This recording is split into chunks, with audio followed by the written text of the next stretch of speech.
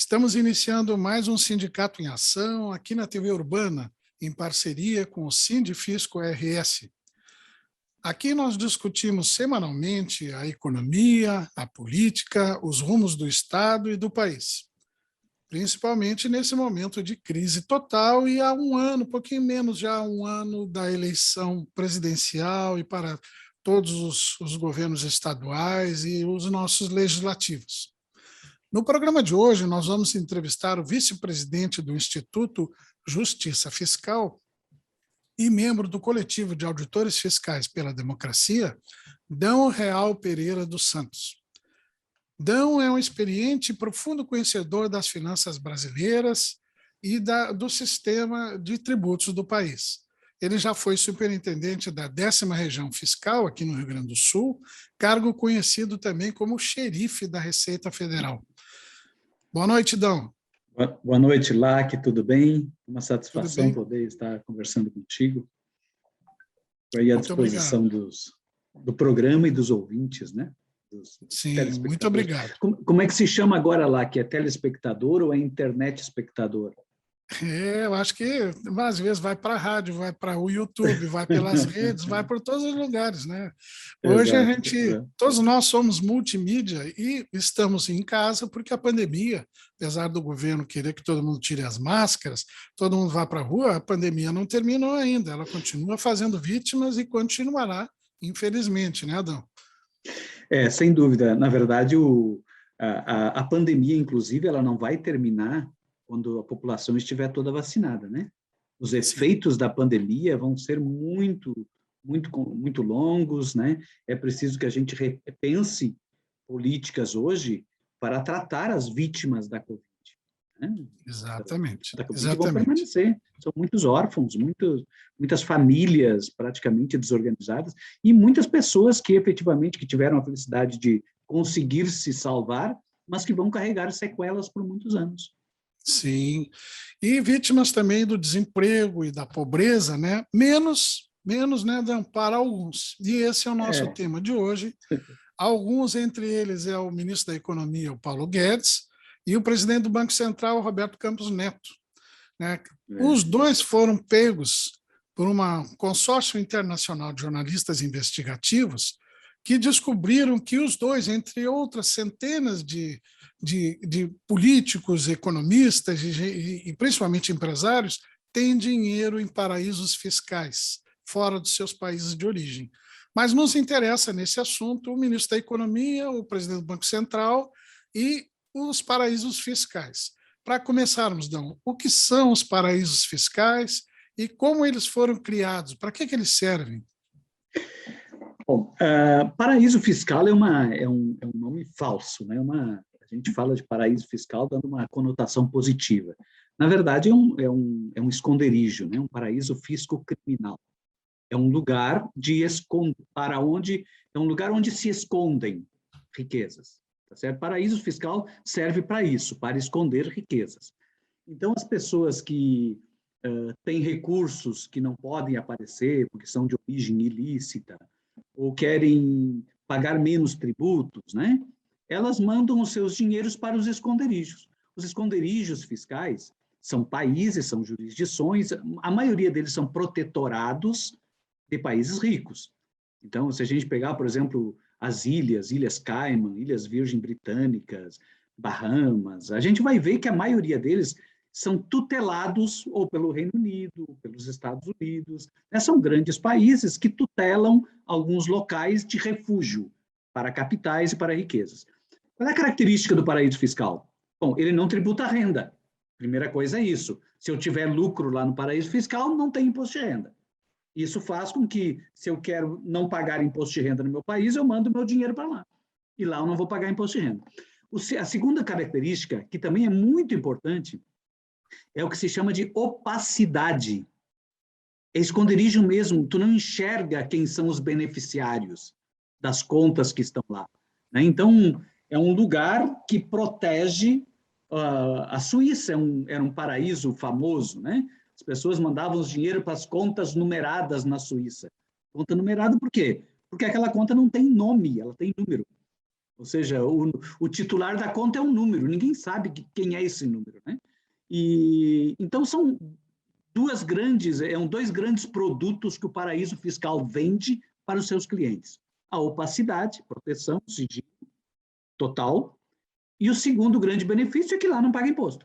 Ou se paga, paga muito pouco imposto, né? Um imposto irrisório, muitas vezes, é um imposto cartorial, é um imposto para constituir uma empresa lá, né? Então, essa é a característica. Portanto, a gente não pode achar que um investimento em paraíso fiscal seja um investimento produtivo, seja um investimento... ninguém vai para um paraíso fiscal para abrir uma fábrica lá. Ninguém vai para um paraíso fiscal para vender produtos lá, né? Não, as pessoas vão para o paraíso fiscal para abrir uma conta e lá no paraíso fiscal, a partir de lá, poder operar no mundo todo. Ou seja, os lucros são, de alguma forma, remetidos para lá, porque a sede é lá, e não são tributados. Se uma administração tributária qualquer do mundo, inclusive a do Brasil, quiser descobrir quem é o real beneficiário de uma conta que está localizada lá numa caixa postal das Ilhas Virgens, não vai achar. Porque o país das Ilhas Virgens não vai fornecer informação nenhuma, e se a gente for por sistemas de dados, a gente não vai achar, porque vai ser um código, vai ser uma conta numérica, um número, ou seja... Então, é isso, o paraíso fiscal é isso. O paraíso fiscal, que a gente chama de paraíso, na verdade, é o inferno fiscal para os países normais. Sim. É um inferno fiscal, ele é um esconderijo, né? É aquilo, a origem dos paraísos fiscais são aquelas ilhas que os piratas roubavam as cargas e escondiam. Escondiam lá. Sim, eu li esse tema que tu trouxe agora do inferno e para os países que não conseguem controlar. Eu li esses dias que circulam nos paraísos fiscais do mundo, que, se não me engano, são mais de 50, 3 trilhões de dólares. Um quarto do PIB mundial está no paraíso fiscal. É mais ou menos isso? Deu recentemente, né, saiu, acho que até o ano passado, essa matéria, né? 3 Sim. trilhões, né, Sim, eu não sei exatamente qual é o percentual do PIB mundial, mas é um volume realmente muito expressivo de recursos que estão em contas em paraíso fiscal. A gente não pode se iludir de achar que esse dinheiro está entesourado lá. O dinheiro não fica lá, tá certo? Ele fica na titularidade de alguma pessoa lá, de uma empresa que está lá. Mas a maior parte desse dinheiro está sendo investido em muitos negócios. No agronegócio, comprando imóveis em outros países. Quer dizer, o dinheiro está circulando e rendendo. A diferença a gente imagina assim, não, mas é só chegar lá que tem muito dinheiro sobrando no paraíso. Não, não é assim que funciona. O dinheiro não fica entesourado. O dinheiro vai para lá na conta de uma empresa no paraíso fiscal para circular pelo mundo de forma oculta, escondida, sem revelar quem é o verdadeiro dono. Sim. Sem revelar. Por exemplo, eu posso colocar o meu dinheiro, eu constituo uma empresa no paraíso fiscal e deposito o meu dinheiro, abro uma conta dessa empresa do paraíso fiscal num banco na Alemanha, num banco nos Estados Unidos, num banco em qualquer parte do mundo. E eu deposito em nome dessa minha empresa no paraíso fiscal em qualquer lugar do mundo. E essa empresa, com este recurso, vai investir esse dinheiro. Vai comprar títulos do Tesouro, vai comprar ações de empresas, vai comprar fazendas. Esse dinheiro que está depositado lá, na verdade, ele está circulando, produzindo um lucro. Sim. E esse lucro está lá capitalizado em nome dessa empresa que não paga um centavo de imposto. E o beneficiário está aqui, bem belo, escondido, aproveitando, né, o patrimônio que ela tem, aproveitando esse patrimônio espalhado pelo mundo, né, na forma de... Então, na verdade, o paraíso fiscal, hoje, o Brasil tem uma legislação, cada país tem uma legislação para disciplinar o que é o paraíso fiscal, né? O Brasil chama de jurisdição com tributação favorecida. Tem uma portaria, tem uma instrução normativa que define quais são os países. São 65 no Brasil. 65 são listados como jurisdições com tributação favorecida ou com opacidade em relação ao quadro societário. Sim. e considera, para a legislação brasileira, o país que tributa a renda a menos de 20% já se considera como sendo um paraíso fiscal. Um paraíso fiscal, que é mais ou menos aqui, né? Que nós, trabalhadores, somos tributados em 27,5%, e quem ganha acima de 100 mil, 200 mil, ou recebe prolabore de milhões, não paga nada, é isento. Isso. O Brasil já é quase um paraíso fiscal para os muito ricos, né? Sim, Super sim. ricos no Brasil têm muitas vantagens, semelhante ao paraíso fiscal, claro. Tem paraísos fiscais que não cobram nada, né? Por exemplo, a gente vai em alguns estados, alguns cantões da Suíça, paraíso fiscal não é necessariamente uma ilha paradisíaca, né? Não, pode ser um estado, um cantão da Suíça, pode ser um estado nos Estados Unidos, pode ser um regime especial na Holanda.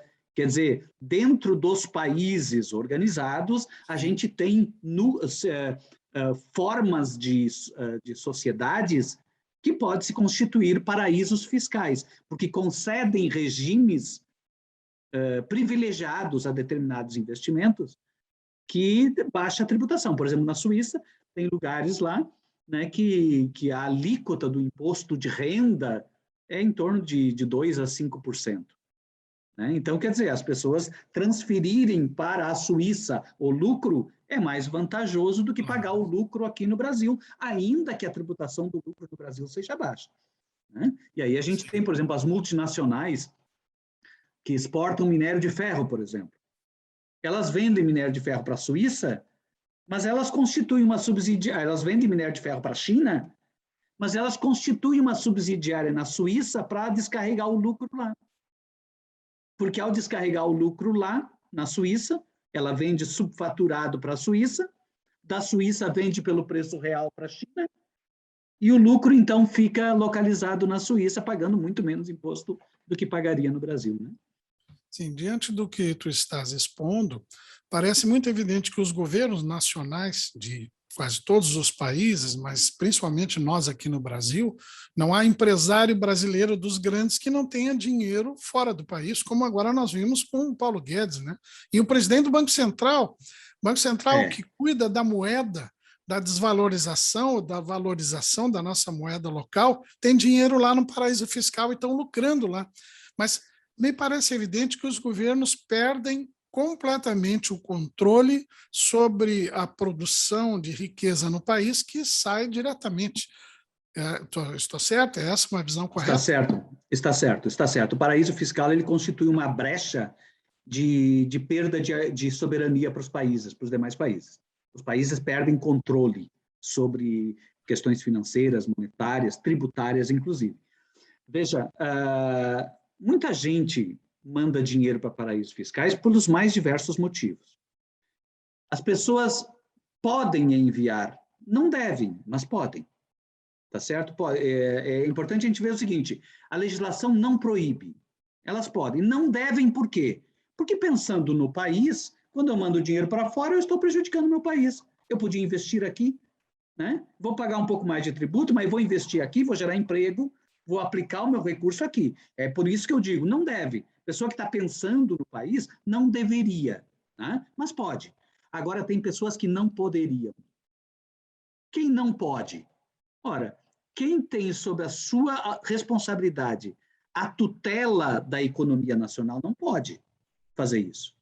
Sim. Porque para ela está agindo contra a função dela. A função dela é estimular a economia nacional. Então, se a função dela é estimular e promover a economia nacional, ela não poderia fazer nenhuma ação no mundo privado dela contrário a essa função. É incompatível. Então, para algumas funções, isso é absolutamente incompatível. Pode até ser legal, mas é incompatível com o cargo. Veja o seguinte, pegando um gancho nessa situação revelada, né, a gente vê ali milhares de pessoas com dinheiro em paraíso fiscal, está revelando isso, né? Empresários, artistas e autoridades de Estado. Então, ministros de Estado e presidente do Banco Central. Por que essas duas figuras, a situação é mais grave do que os demais? Porque imagine a seguinte situação. Nós trabalhamos, tu trabalha, eu trabalho, todos aqui que estão nos escutando trabalham e fazem as coisas o mais corretamente para poder receber o seu retorno do trabalho, o seu salário, enfim, vou fazer um investimento, eu tenho que acertar no meu investimento para poder receber mais. O cara que tem a situação, por exemplo, do ministro e do presidente do Banco Central, é o contrário. Eles não precisam acertar para ganhar dinheiro. Para ganhar dinheiro, eles precisam errar na função deles.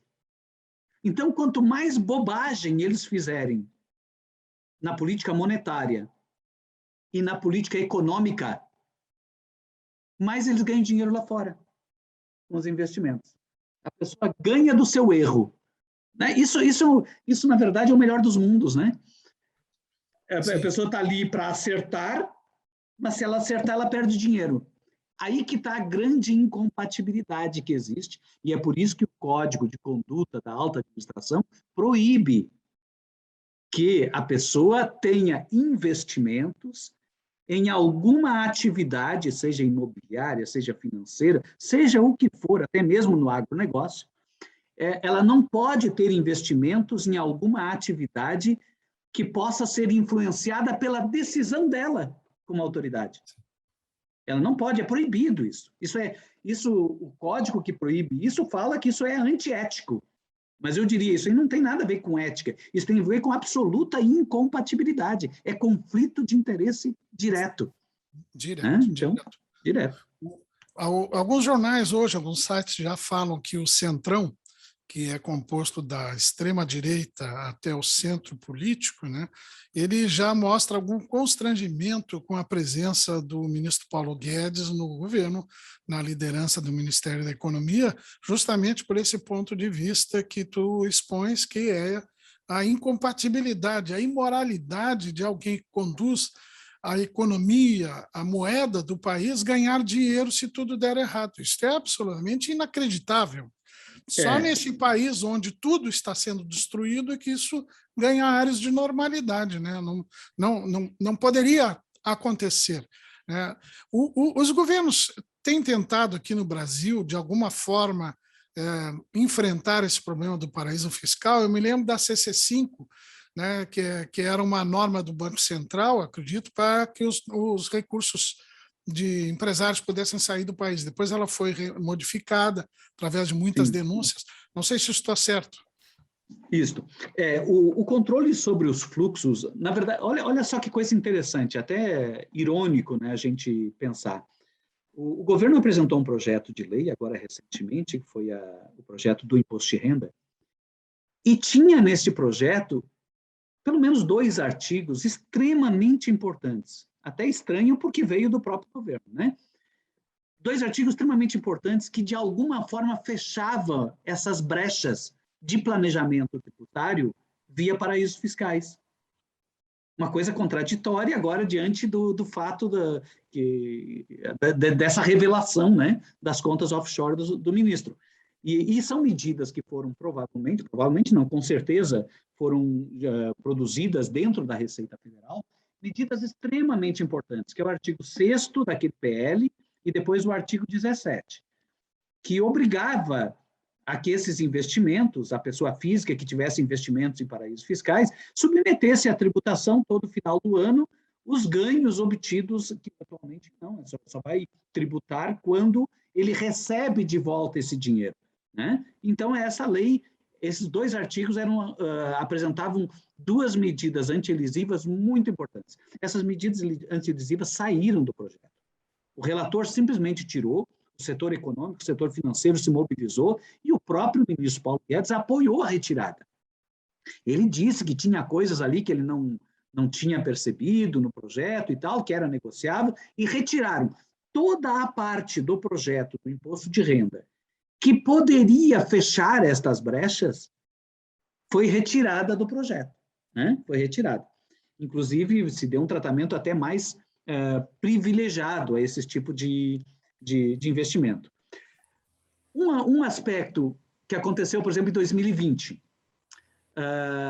depois daquelas contas CC5, depois houve uma grande evolução neste processo, uma evolução no sentido positivo, voltava um pouco atrás, né? Em 2006 se acabou com aquele controle cambial mais rígido que a gente tinha, né? Então abria um pouco as portas, mas se criou algumas regras importantes ao longo do tempo.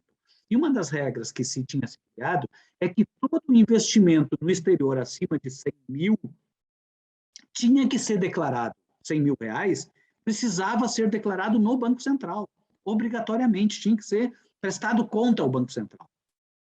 Em 2020, já com este presidente do Banco Central, esta regra mudou para 1 milhão. Quer dizer, abaixo de 1 milhão, tu não precisa declarar. Sim. Então, na verdade, se abriu uma brecha muito grande, inclusive favoreceu ele próprio, favoreceu também o próprio ministro, né, de permitir que esses recursos podem ser enviados para o exterior sem a obrigatoriedade de prestar contas ao Banco Central. Claro, a legislação tributária obriga qualquer pessoa que tenha recursos depositados no exterior, tenha cotas de participação societária em empresas no exterior, independente de onde estejam essas empresas, essa pessoa tem que declarar isso na sua declaração patrimonial. Sua declaração de patrimônio e imposto de renda. Ela precisa declarar isso, né? Ela pegou um dinheiro, sei lá, remeteu um dinheiro para fora, ou nem remeteu, ela pegou um dinheiro que ela tinha lá fora, depositado, e transferiu para uma outra ação, comprou uma empresa num paraíso fiscal, ela tem que declarar isso no imposto de renda. Né? Se ela não declara, ela está omitindo rendimento, omitindo patrimônio, ela tem que declarar. Isso não resolve o problema. Declarar no imposto de renda não resolve o problema, né? Porque a questão principal é a pessoa submeter à tributação os ganhos produzidos por esse tipo de aplicação, né? Submetidos. A questão, por exemplo, que envolve os paraísos fiscais propriamente dito, ela tem vários aspectos a ser considerado. O primeiro é, esses recursos remetidos são lícitos? Segundo, esses recursos estão produzindo ganhos que estão sendo tributados no Brasil? Precisam ser tributados no Brasil.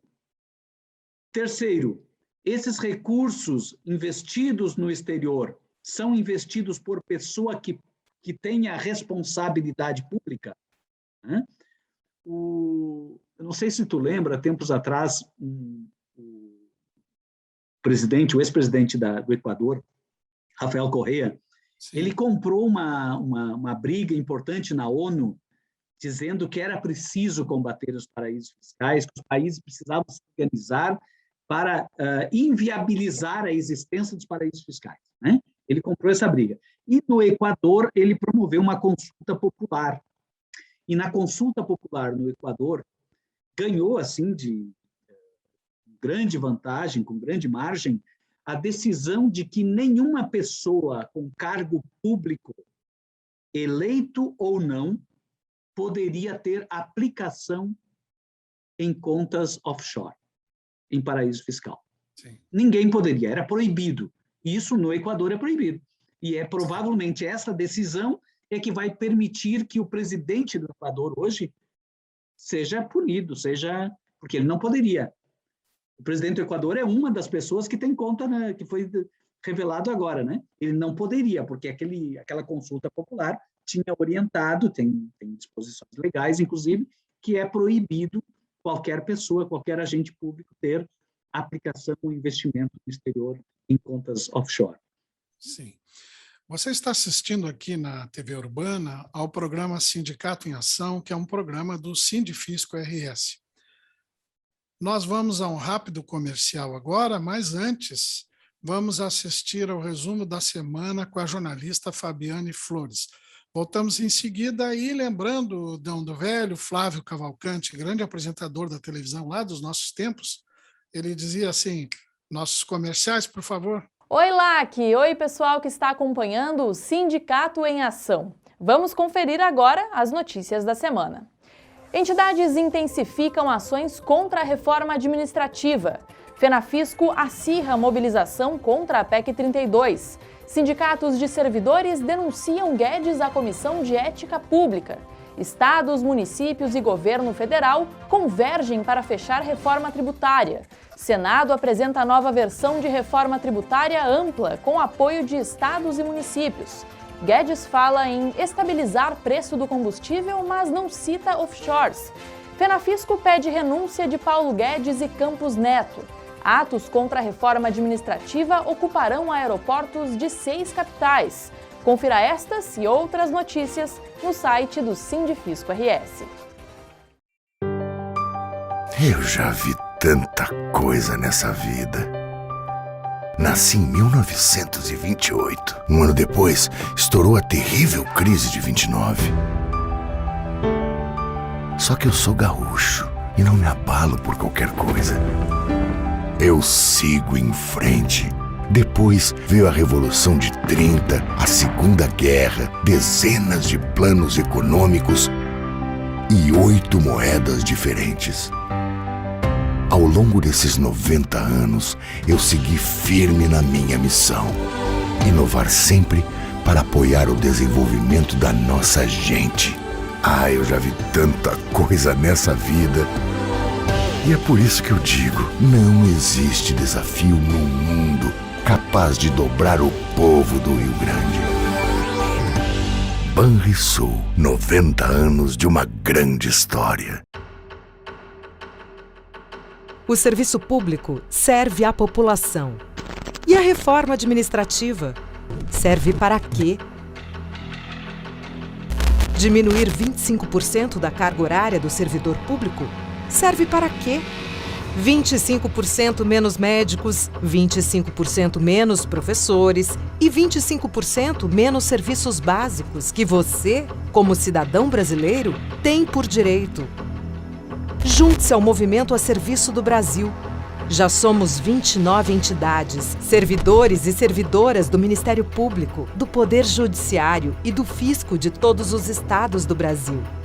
O serviço público serve a você e a sua família. E a reforma administrativa serve para quê?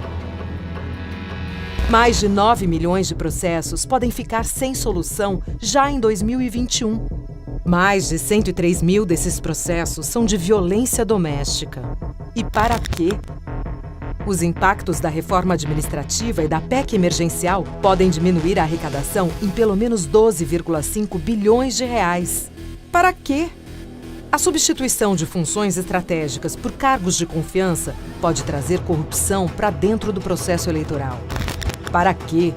Junte-se a nós nesse movimento em defesa do serviço público de qualidade. Já somos mais de 400 mil pessoas unidas nessa campanha para conscientizar a população de como a reforma administrativa e a PEC emergencial podem afetar o dia a dia do cidadão e da cidadã e até mesmo a democracia no Brasil. O servidor e a servidora pública servem à população. E a reforma administrativa serve para quê? Estamos voltando com o Sindicato em Ação, aqui na TV Urbana, um programa do Sindifisco RS. Hoje estamos conversando com o auditor fiscal Dão Real Pereira dos Santos, especialista na área, uma pessoa ligada, vice-presidente do Instituto Justiça Fiscal, e que vai nos contar agora como o país pode controlar esse fluxo de dinheiro que sai com aparência de legalidade, né, Dão? Porque eu digo, os dois ministros, né, o presidente do Banco Central e o Paulo Guedes, ministro da Economia, disseram, não, mas eu declarei no meu imposto de renda, está lá. É uma espécie de salvo-conduto, né? Tá tudo errado, eu sei que é imoral, mas está declarado. Né? Como a Receita Federal controla esse tipo de coisas e como o país pode fazer isso? Realmente a questão, por exemplo, dos paraísos fiscais, esses esconderijos, né, fiscais, ou esses paraísos fiscos criminais, é uma questão que incomoda o mundo inteiro, não incomoda apenas o Brasil, mas incomoda muito mais os países em desenvolvimento. Por quê? Porque são os países que precisam mais de dinheiro. O dinheiro que fica no paraíso fiscal,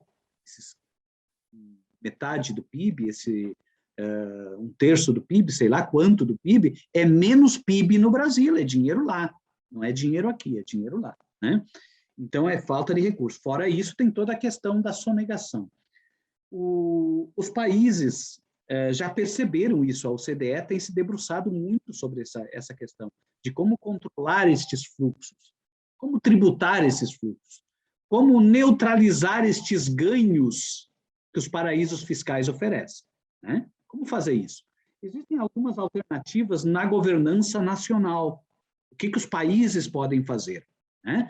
E outras alternativas que são de âmbito de acordos internacionais. A primeira questão, que evoluiu bastante nos últimos anos, é o intercâmbio de informações entre os países, né? O Brasil, por exemplo, tem um acordo com os Estados Unidos para intercambiar informações. Um brasileiro que deposite dinheiro nos Estados Unidos, os Estados Unidos mandam esta informação para o Brasil.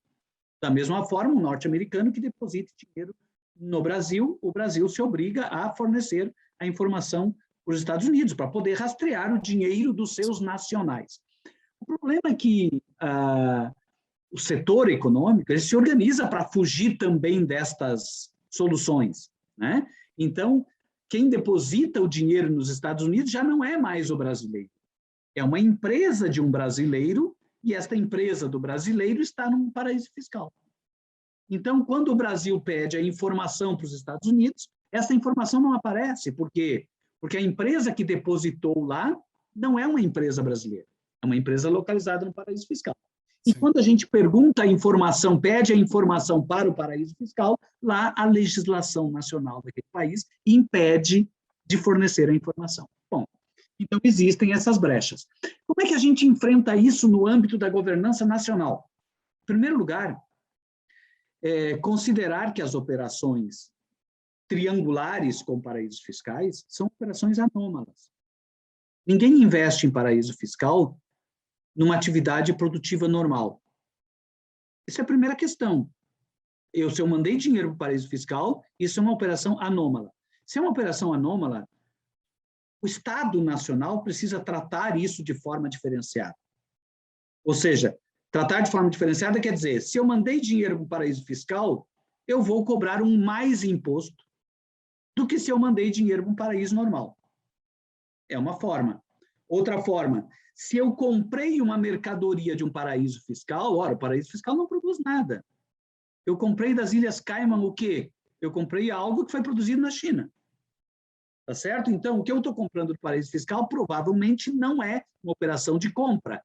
É uma simulação de uma compra para poder transferir dinheiro para lá ou para poder trazer dinheiro para cá. Então, tem que ser possível eu arbitrar os preços a partir daí. Ou seja, a legislação nacional não pode tratar como normal uma coisa que internacionalmente é reconhecido como anômala.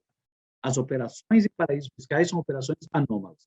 O que o Estado poderia avançar em termos de legislação? Por exemplo, proibir negócios e concessões de benefícios fiscais ou negócios efetuados pelo Estado com empresas que tenham sede ou que tenham subsidiárias em paraísos fiscais. Sim. Proibir que servidor público, agentes públicos e agentes políticos operem com paraísos fiscais. É uma forma, isto é possível fazer, né? Cobrar mais tributos ou não isentar os investimentos que são feitos por empresas que tenham sede ou tenham recurso em paraísos fiscais. Por exemplo, só para ter é possível, por exemplo, eu constituir uma empresa nos Estados Unidos, essa empresa nos Estados Unidos constituir uma outra empresa nas Ilhas Virgens, eu sou dono da empresa dos Estados Unidos. A empresa dos Estados Unidos é dona de uma empresa nas Ilhas Virgens. Eu mando todo o meu dinheiro para lá e coloco em nome dessa empresa todo o meu patrimônio. Ou seja, eu não tenho nada. Sim. Eu apenas uso bens de uma empresa dos Estados Unidos. Só que essa empresa dos Estados Unidos não tem dinheiro nos Estados Unidos. O dinheiro dela está em nome da empresa das Ilhas Cayman. Se esse dinheiro que eu mandei para lá, usando este caminho, se esse dinheiro for investido no Brasil, comprando ações, títulos públicos, esse dinheiro não paga imposto. É investimento estrangeiro chegando no Brasil. O investimento estrangeiro que vem para o Brasil, ele não paga imposto. Ou seja, não, permite que eu te interrompa. É possível que muitas empresas nacionais estejam trazendo dinheiro do exterior e comprando bens aqui, ficticiamente dinheiro do exterior, de empresas de fora, mas seja o nosso próprio dinheiro passando por uma paraíso fiscal e retornando sem pagar imposto. Perfeito. É exatamente isso. Exatamente isso. Então, o paraíso fiscal ele serve para... o pessoal diz assim, tem muitas funções um paraíso fiscal, mas, na verdade, a gente pode elencar 4 principais. Quase 100% dos recursos que estão lá são para 4 funções. Primeira função, primeira pelo volume, né? Pelo volume. É para subfaturar mesmo, é para reduzir tributos. Reduzir tributos. Essa aí, ela é feita por grandes companhias, grandes empresas que se utilizam do paraíso fiscal para fazer triangulações de operações comerciais. Então, eu crio uma subsidiária lá, muitas vezes é uma caixa postal, e essa subsidiária passa a ser compradora e vendedora dos produtos que eu compro e vendo no Brasil. Ela que compra e ela que vende. Então, como ela que compra e ela que vende, mas eu que sou dono dela, o preço eu decido. O preço eu decido. Como é que eu vou decidir o preço? Eu vou decidir o preço para não gerar lucro. Ou seja, no meu país não vai gerar lucro. Sim. Logo, não vou tributar. O lucro vai ficar todo localizado lá. Esse é o grande volume. Nas exportações de commodities, exportações de... Todos os grandes exportadores vão fazer isso, todos os grandes importadores, grandes multinacionais vão fazer isso. Tá? Esse é o grande volume. O pessoal diz, isso é ilegal? Ora, isso está dentro do campo da elisão, do planejamento. Os países têm que se organizar para combater, né? Fechar essas brechas. O segundo motivo é o recurso ilegal, aquele que eu quero esconder. Por exemplo, onde é que vai o dinheiro do tráfico? Vai para o paraíso fiscal. Onde é que vai o dinheiro da corrupção? Vai para o paraíso fiscal. Onde é que vai o dinheiro que eu quero esconder, eu não posso mostrar que eu tenho? Vai para o paraíso fiscal. Vai para uma conta lá no paraíso. Se eu fosse assim, o ministro da Economia, não quero que ninguém saiba que eu tenho milhões, boto lá. Bota no paraíso fiscal. Bota no paraíso fiscal em nome de uma empresa que dificilmente vão chegar no meu nome. Sim. Tá certo? A empresa que eu constituí lá, ela tem a titularidade da empresa, é uma outra empresa num outro país. Tá certo? Até chegar no meu nome leva muito tempo. E quando chega no meu nome, na verdade, não é o meu nome, é um número. Né? É um contrato de gaveta. Então, são as trusts, são as fundações que são criadas para isso. Então, é para esconder dinheiro que não tem nada a ver com tributo. Ou seja, a pessoa está querendo simplesmente... ela precisa esconder esse dinheiro, porque é um dinheiro que não pode aparecer, é um patrimônio que ela tem que não pode aparecer. Vai ser usado no futuro, comprando imóveis na França, comprando imóveis nos Estados Unidos, né? Eu vou comprar um apartamento em Miami, quer dizer, é para isso que eu vou usar. Não vai aparecer no Brasil, portanto, nem o fisco, nem a polícia vão descobrir que eu tenho esse patrimônio. É o dinheiro que eu quero ocultar, é o segundo motivo. Terceiro motivo, planejamento sucessório. Planejamento sucessório quer dizer, olha, eu tenho um grande patrimônio e eu não quero pagar imposto sobre herança. O que eu faço? Eu constituo uma fundação no exterior, transfiro o meu patrimônio para a fundação e coloco como beneficiários dessa fundação os meus filhos. Se eu morrer, os bens ficam nas mãos dos meus filhos e não pagam um centavo de imposto. Isso é sucessão, planejamento. Que mundo horrível! É o planejamento. Então, lá também estão essas administradoras patrimoniais, né? Para fazer este papel do planejamento sucessório das pessoas, né? Das pessoas. E o terceiro e o último motivo, eu quero fazer uma intermediação mesmo, eu quero aproveitar os benefícios do investimento estrangeiro. Eu transformo o meu dinheiro em estrangeiro e esse dinheiro entra no Brasil como investimento estrangeiro, aproveitando os benefícios fiscais para investimento estrangeiro. Sim. Né? Então, a gente abre um caminho para atrair investimentos, garantindo vantagens. Se eu sou um nacional para investir, eu não tenho essa vantagem. Eu pego o meu recurso, jogo para lá, e esse recurso vem para o Brasil como investimento estrangeiro. É um planejamento também abusivo, lógico, né? Porque é uma simulação, aquele dinheiro não é estrangeiro, é meu, que eu só faço uma conversão em recurso estrangeiro, né? Enfim, são os motivos, né? Os motivos. Os principais. diante da tua exposição claríssima e excelente, parece muito evidente que esse tema, paraíso fiscal, offshore, é de extrema relevância para a democracia brasileira e para qualquer outra democracia, porque o Estado se constitui para redistribuir renda e redistribuir para a população mais necessitada serviços, educação, saúde, segurança, infraestrutura em estradas, que também é para o grande empresariado, mas na medida em que os recursos e os lucros advindos aqui no Brasil fogem sem pagar impostos, isso fragiliza e quebra a democracia. Isso faz com que as pessoas desacreditem da democracia.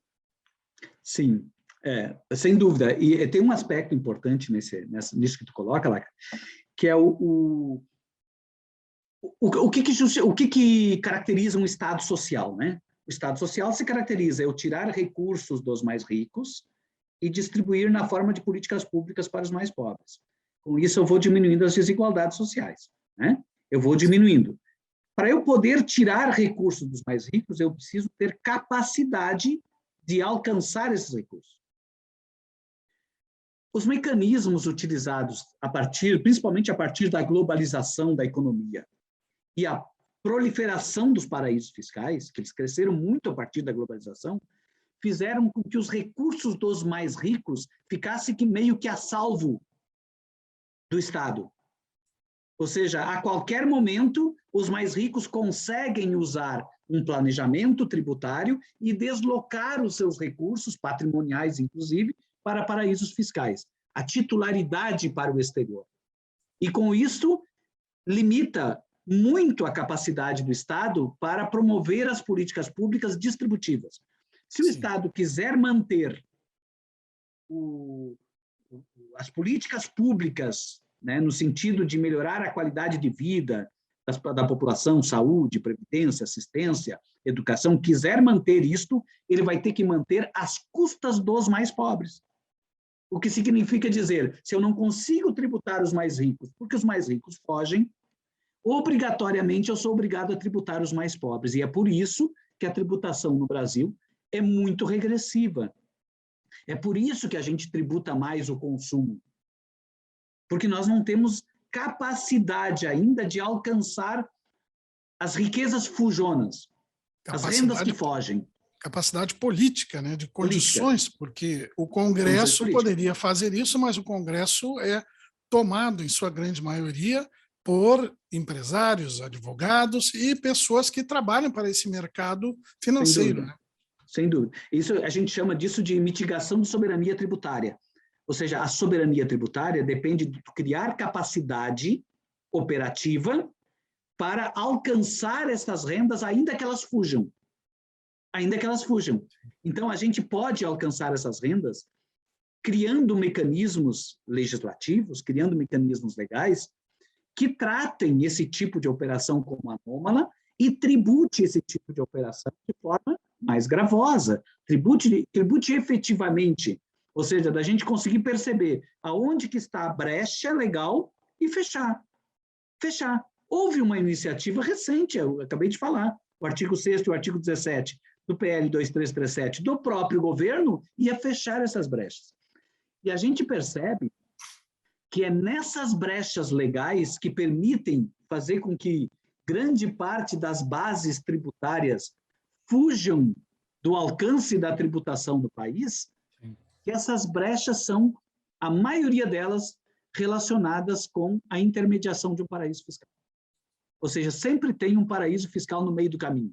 É a poesia do Drummond, né? É a pedra no meio do caminho, é o paraíso fiscal. Ou seja, a gente não pode chegar lá no paraíso fiscal e mudar a lei do paraíso fiscal. Isso a gente não pode fazer. Eles também têm a autonomia deles, embora nem todos tenham. A maioria deles são protetorados, né? Sim. A maioria deles não tem autonomia, mas a gente não pode interferir na legislação do paraíso fiscal, mas a gente pode mudar a legislação nacional para fechar essas brechas. Isso a gente pode fazer. A gente pode proibir, por exemplo, a concessão de serviço público para uma empresa que tenha sede em paraíso fiscal. A gente pode proibir por exemplo, que a maior parte se pegar, por exemplo, as grandes empresas brasileiras, vai ver que grande parte das rendas e das receitas são decorrentes de contratos públicos. Ou são licitações, são compras públicas, são vendas para o setor público. É isto, né? Grande parte da economia se movimenta pela ação do Estado. Ora, se o Estado tem na sua mão esta possibilidade econômica, né? Então o Estado também pode estabelecer regras. E uma regra poderia ser: eu só vou comprar produtos de empresas que me demonstrarem que não tem conta em paraíso fiscal. E se tiver, que abra a conta para o fisco. Sim. Abra os dados, transparência absoluta. Por exemplo, é razoável a gente conceder a possibilidade de explorar minério no Brasil? Minério é um bem público. Minério não pertence à mineradora. O minério pertence à população, né? É um recurso natural. Então, é razoável tu deixar que uma mineradora explore o minério e mantenha uma subsidiária num paraíso fiscal sem transparência nenhuma? Não é razoável, porque é um bem público, é um recurso público. Então, a legislação nacional pode fechar esses caminhos.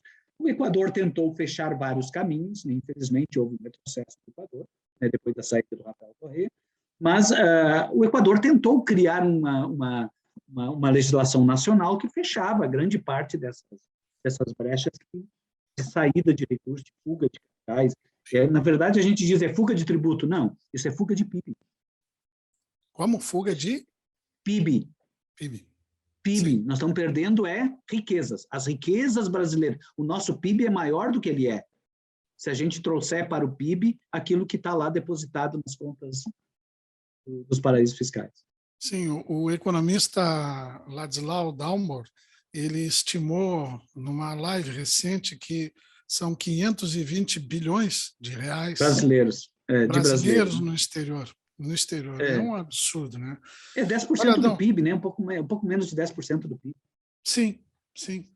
Uma fortuna para um país que está precisando de gerar emprego, gerar oportunidades, gerar novos negócios para que a população tenha uma vida mais adequada, mais civilizada, condizente com o século XXI que nós vivemos, né?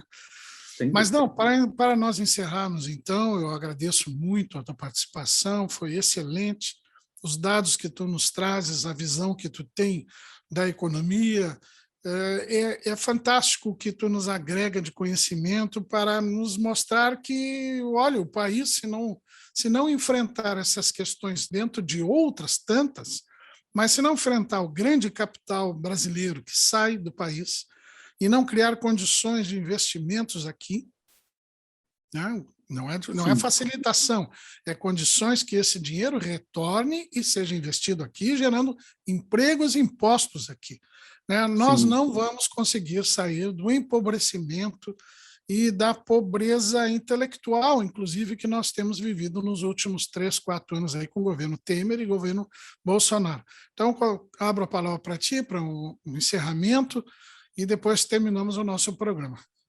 Muito obrigado, Lac, muito obrigado ao programa, muito obrigado a essa oportunidade. Eu queria só dizer, assim, para encerrar, né?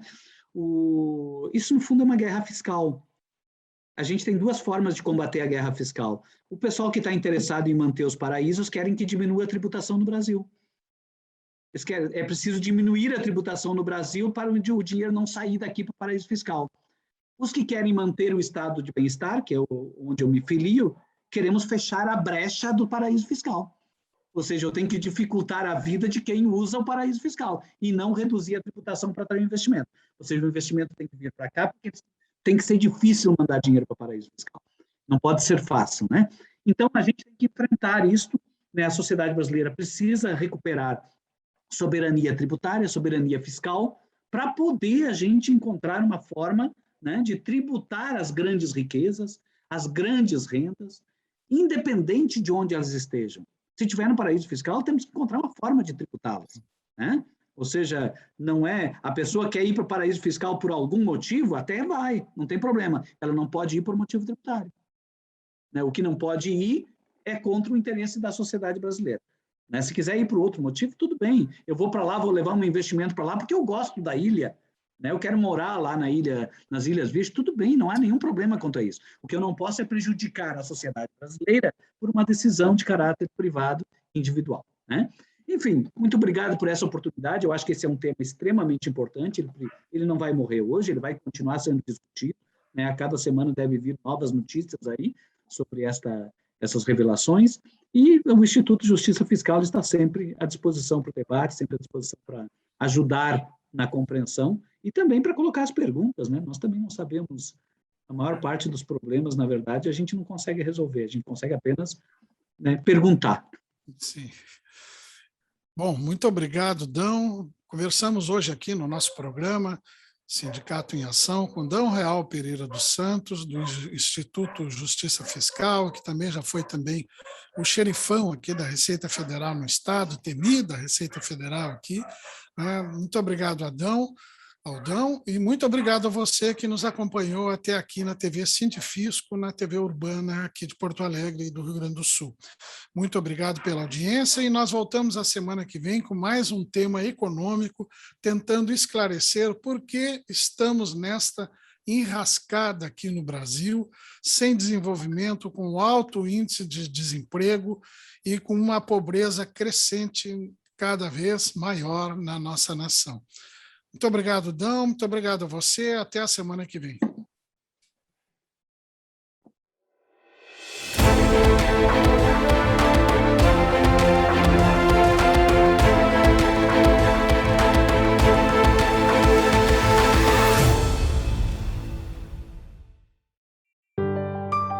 Eu já vi tanta coisa nessa vida. Nasci em 1928. Um ano depois, estourou a terrível crise de 29. Só que eu sou gaúcho e não me abalo por qualquer coisa. Eu sigo em frente. Depois veio a Revolução de 30, a Segunda Guerra, dezenas de planos econômicos e 8 moedas diferentes. Ao longo desses 90 anos, eu segui firme na minha missão. Inovar sempre para apoiar o desenvolvimento da nossa gente. Eu já vi tanta coisa nessa vida. E é por isso que eu digo, não existe desafio no mundo capaz de dobrar o povo do Rio Grande. Banrisul, 90 anos de uma grande história. O serviço público serve à população. E a reforma administrativa serve para quê? Diminuir 25% da carga horária do servidor público serve para quê? 25% menos médicos, 25% menos professores e 25% menos serviços básicos que você, como cidadão brasileiro, tem por direito. Junte-se ao movimento a serviço do Brasil. Já somos 29 entidades, servidores e servidoras do Ministério Público, do Poder Judiciário e do Fisco de todos os estados do Brasil. O serviço público serve a você e a sua família. E a reforma administrativa serve para quê? Mais de 9 milhões de processos podem ficar sem solução já em 2021. Mais de 103 mil desses processos são de violência doméstica. E para quê? Os impactos da reforma administrativa e da PEC emergencial podem diminuir a arrecadação em pelo menos 12,5 bilhões de reais. Para quê? A substituição de funções estratégicas por cargos de confiança pode trazer corrupção para dentro do processo eleitoral. Para quê? Junte-se a nós nesse movimento em defesa do serviço público de qualidade. Já somos mais de 400 mil pessoas unidas nessa campanha para conscientizar a população de como a reforma administrativa e a PEC emergencial podem afetar o dia a dia do cidadão e da cidadã e até mesmo a democracia no Brasil. O servidor e a servidora pública servem à população. E a reforma administrativa serve para quê?